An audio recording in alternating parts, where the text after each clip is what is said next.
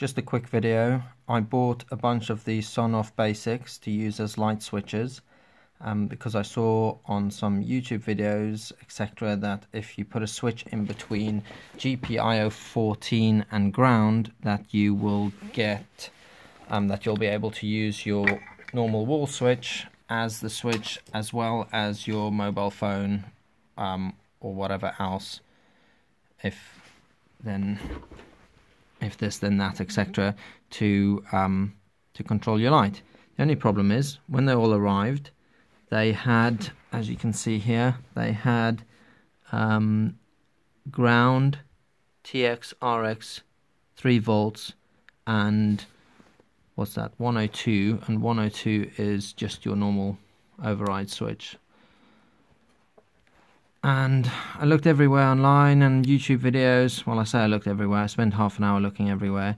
Couldn't find any mention of gpio 14, except for a bunch of people complaining that the company that make these are trying to make it harder for people to flash them, etc.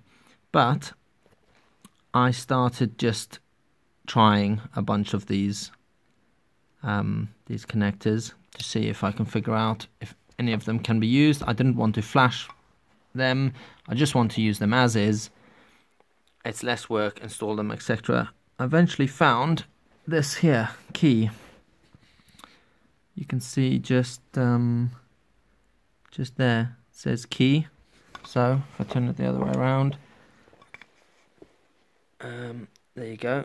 On the right hand side, just next to the big green thing, it says 3 volt 3 key LED something and then ground, and key is either gpio 14 or it acts just like it. If you put some current in between, or a connector, sorry, if you put a connector between key and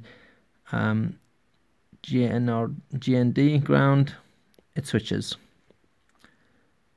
So I'm going to try that. Hopefully it can be a normal switch and not just a push button switch. Have fun.